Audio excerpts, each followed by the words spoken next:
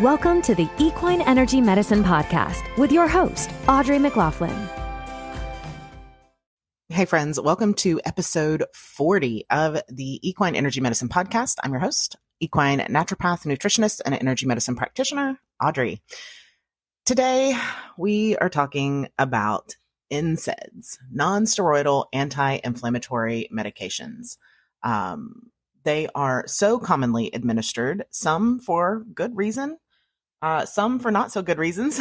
And I did a post on TikTok recently about Equiox in particular, but I also included a bunch of other NSAIDs. And man, the interwebs went wild. I mean, to the point of calling me names, right? So, you've struck a nerve. Unfortunately, on TikTok, in that short form content, I can't really give all of the information. I have to try to condense it down into a couple of things. One, to fit the time frame. Two, to keep everyone's attention. And three, in a way that, kind of explain it to me like a kindergartner. So I can't always give the, detailed science-backed information in that format. Because that post is still popping off, I wanted to do a longer form a content piece on the dangers of these things for our horses. And you'll find I've worked with entire barns where everybody just gets an Equiox a day just because preventative maintenance, right? Just to keep them comfortable, right? And while it's true that non-steroidal anti-inflammatory medications, or NSAIDs for short, can improve a horse's comfort level. It can improve a horse's ability to tolerate exercise. It can help when dealing with injuries. It can help with problems. It does have its place in equine veterinary care, but you really have to be careful and use them correctly in order to minimize the risk, the likelihood of having an adverse effect on the horse, because they do have adverse effects, really big adverse effects, right? Even when given at the recommended dosage rate and dosage time, which, by the way, Equiox from the manufacturer is meant for 14 days or less. 10 plus 4, 14 days or less.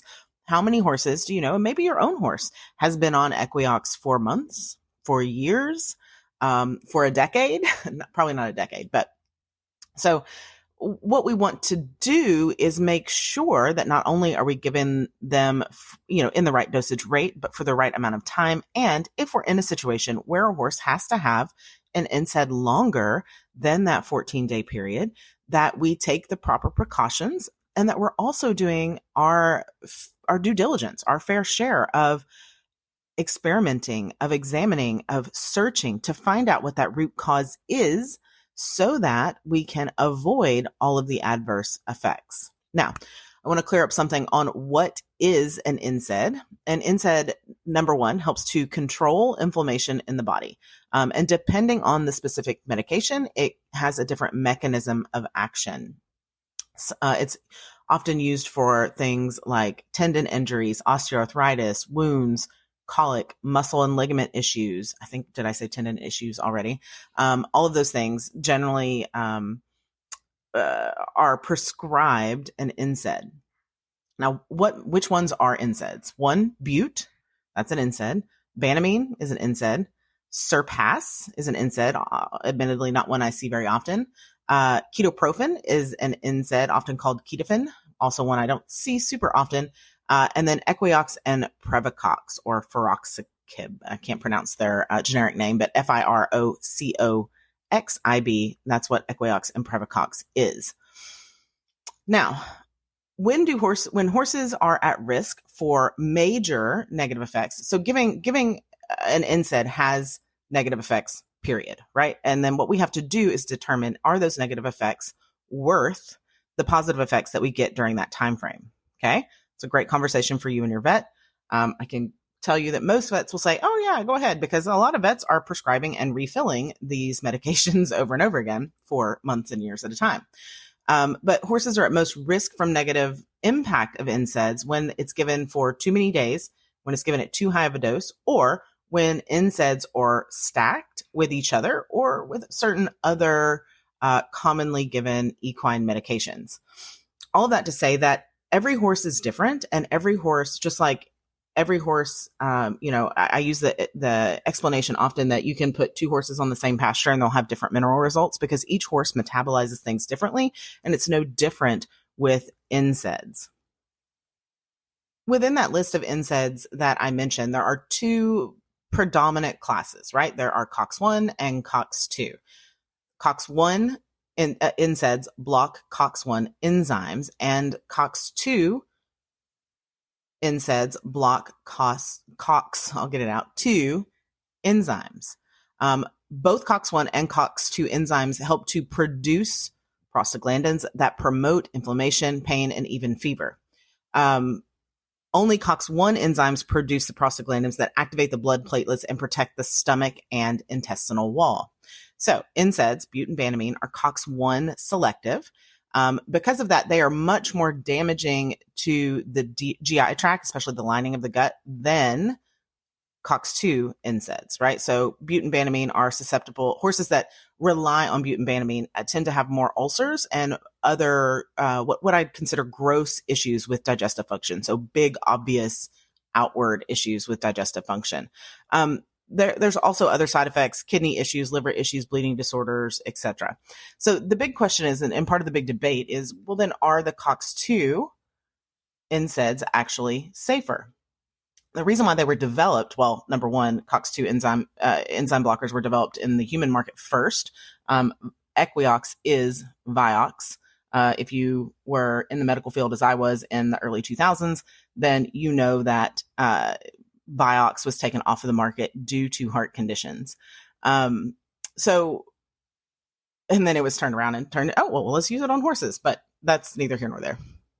Are COX-2 enzymes safer? Equiox, Previcox, those are COX-2s. They're often given for horses with osteoarthritis, therefore given a lot longer. But they're not completely safe. Are they safer for the digestive lining and overt gut problems than giving butanbanamine all the time? Absolutely. But they're far from quote unquote safe. Even still with the COX-2 NSAIDs, the common side effects, common, not infrequent, not rare, common side effects are impacted of the gastrointestinal lining and the kidneys. If your horse has any other issue going on in their body, any other comorbidity, then that increases the risk.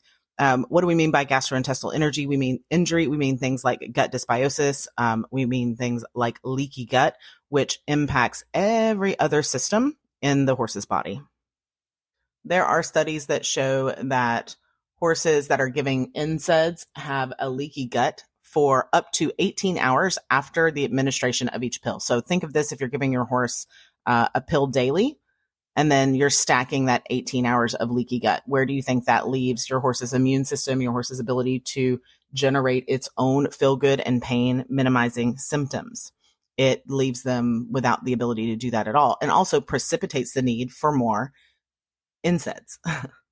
Aside from that, leaky gut is associated with increased risk of colic, ulceration, and then reduced nutrient absorption. So now you see where we can get mineral deficiencies, vitamin deficiencies, all the way up into being what most people would call a hard keeper. Long-term dysfunction in the lining of the gut. Overall, you end up with hindgut or foregut dysfunction, which decreases performance, causes rough hair and coat, changes their appetite. You'll have recurring colic or diarrhea and weight loss, difficulty maintaining condition. So that's just on the gut. NSAIDs also have a pretty big impact on the kidneys and liver. Anything we put in our horse's body has to be processed through the liver, whether it is a prescription medication from the veterinarian or a supplement that you have determined to use or is recommended to use.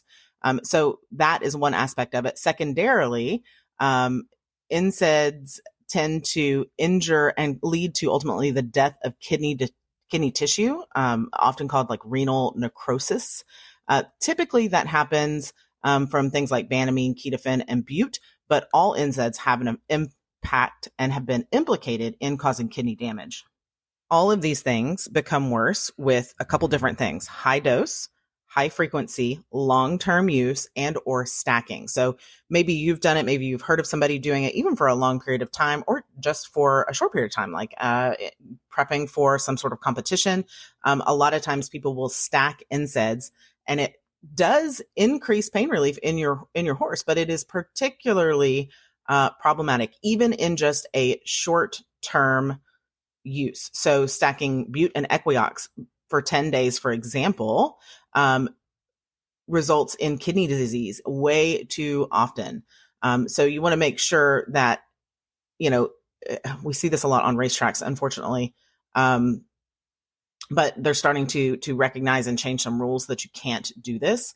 But administering more than one NSAID on the same day within the same half-life window alters the way both drugs interact with your horse's body, but it also can enhance or slow down the metabolism of one or both drugs, creating even more problems.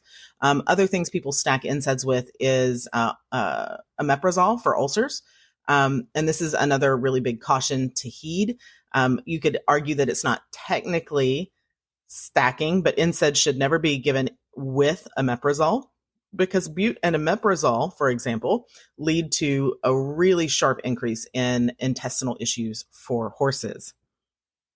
Another thing to be mindful of is that research shows, even though there's not a ton of research available on using NSAIDs in young horses, the younger the horse, the more prone they are to developing harmful side effects of NSAIDs. So, all of that being said, is there ever a time to use NSAIDs? Absolutely. If you have a horse with a critical injury that is on stall rest for 6 months, you might have to use NSAIDs more often. For a long, obviously you'll use them daily, but for a longer period of time. What we have to remember is that no use of NSAID comes without the possible risk of adverse side effects. And one of the things that people want to argue and point out is that, well, I'd rather give the horse the NSAID than have them be in pain. Absolutely. I'm not asking you to leave your horse in pain. What I'm asking you to do is not accept NSAIDs as the long-term solution. There are many, many herbal medications, herbal supplements that can really benefit the horse and replace NSAIDs.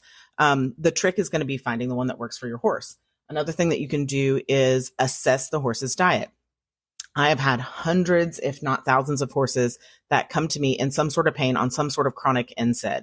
Once we fix their diet, once we reduce the inflammation in their diet, within 6 to 12 months, their pain is gone. Sometimes it is much faster than that, because a lot of the orthopedic disease that horses have, we have created with their diet, and we can also reverse with their diet. There are tons of alternative supplements, good and bad, so you do have to be careful. It might include supporting joint health. If it's an osteoarthritic type of problem, it involves balancing their minerals if it's a muscular or nerve type problem. But there are solutions outside of giving your horse Equiox daily. And when we're looking at maintaining or enhancing, which I think is what most people are doing, right? When you're giving an NSAID, you're trying to maintain or enhance your horse's performance and longevity.